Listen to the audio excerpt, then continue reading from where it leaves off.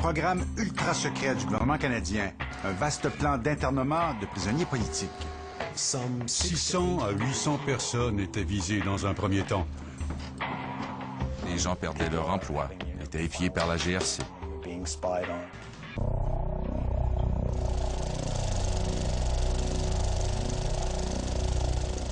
Il pourrait s'agir d'un scénario de film, tellement l'histoire est incroyable. Un film d'espionnage, l'espionnage de milliers de Canadiens. Des agents de la GRC suivaient régulièrement ces gens pour savoir ce qu'ils faisaient, s'ils avaient déménagé, pour vérifier leurs coordonnées.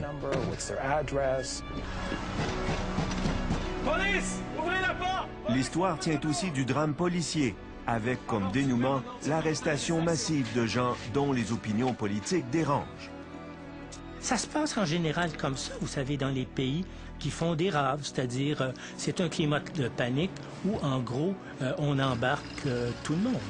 Le scénario relève également du drame de guerre, où notre propre gouvernement prévoit interner dans des camps des milliers d'hommes, femmes et enfants, sans accusation et sans procès, pour une période indéfinie.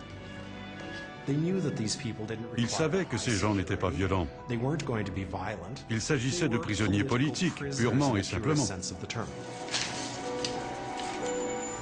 Mais il ne s'agit pas vraiment d'une fiction. Des milliers de fonctionnaires et de policiers ont travaillé à ce programme pendant des décennies. Voici enfin révélé l'un des chapitres les plus obscurs de notre histoire.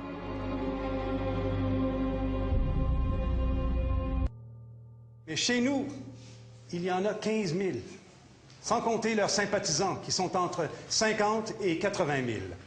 Ils s'infiltrent partout, dans les syndicats, les universités, les mouvements populaires, et n'attendent qu'un signal pour foutre le bordel. Ce plan prévoit l'arrestation et l'internement de 3 000 ministres les plus actifs.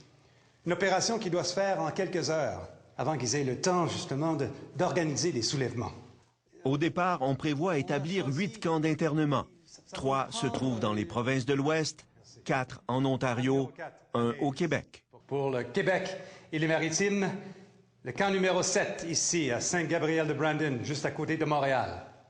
Le plus impressionnant dans cette opération, au-delà du secret qui l'a entouré pendant 60 ans, c'est l'ampleur des ressources bureaucratiques nécessaires à son exécution. Voici le défi logistique que vous avez devant vous.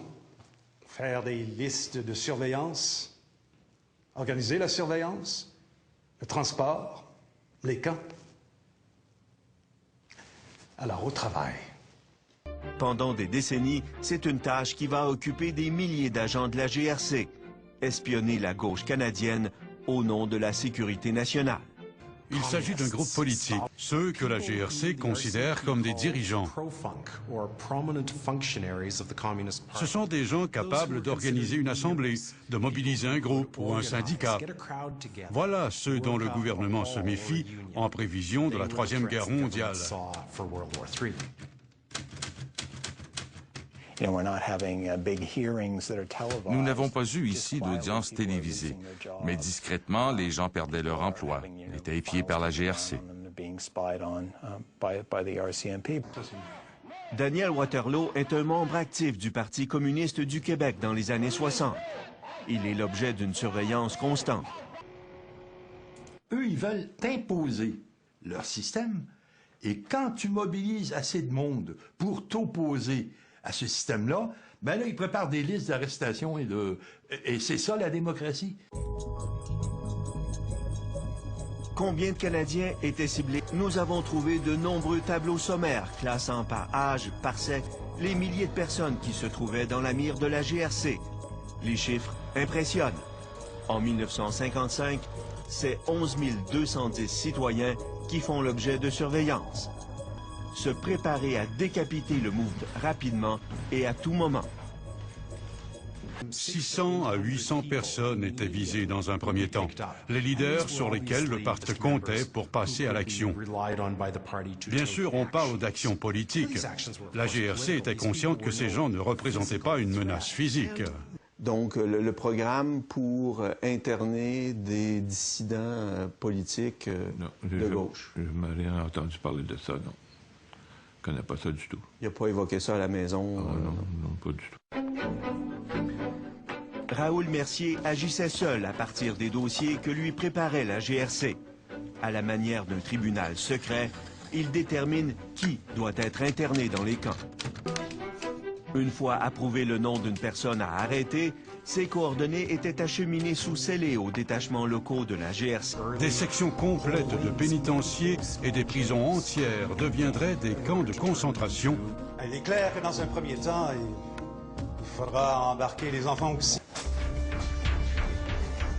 Dans l'éventualité d'une guerre ou d'une grave crise nationale, chaque poste de la GRC à travers le pays recevra des instructions précises du gouvernement.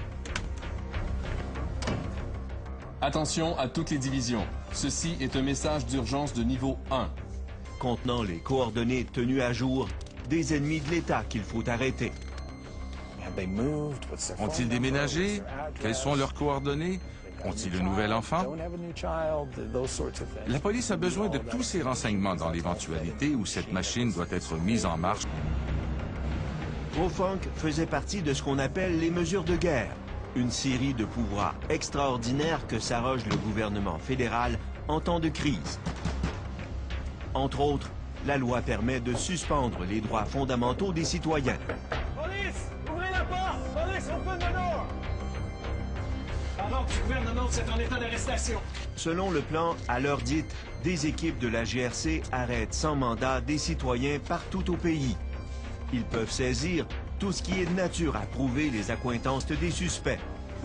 Les personnes arrêtées sont emmenées vers des centres de tri temporaires, première étape avant de poursuivre leur route vers les camps. Il faudrait vider certaines prisons.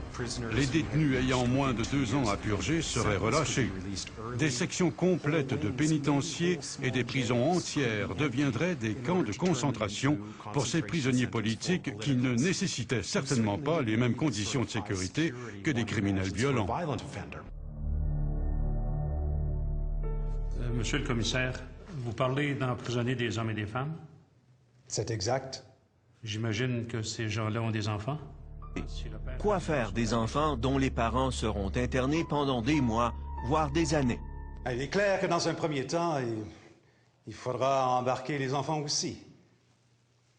Mais qu'est-ce qu'on fait présentement avec les enfants lorsque les parents sont arrêtés pour une infraction au code criminel?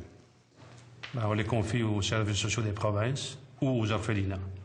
Il faudrait envisager une solution similaire, seulement à plus grande échelle.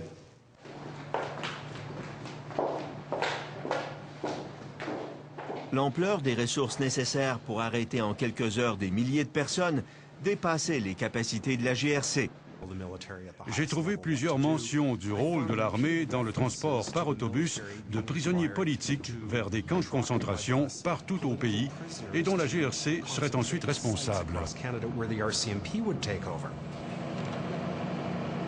Si dans le reste du pays, l'armée devait assister la GRC dans le transport des détenus, au Québec, on avait fait d'autres arrangements. Ce sont des autobus de la compagnie Voyageurs, plus discrets, qui allaient transporter les prisonniers vers les camps, dont la localisation a varié au fil des ans.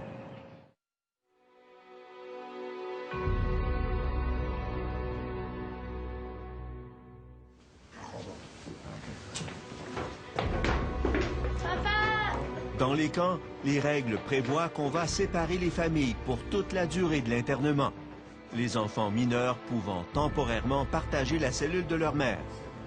Les conditions de détention, définies jusque dans le menu détail, sont particulièrement dures tenant compte du fait qu'elles s'appliquent à des prisonniers d'opinion qui ne sont pas considérés violents.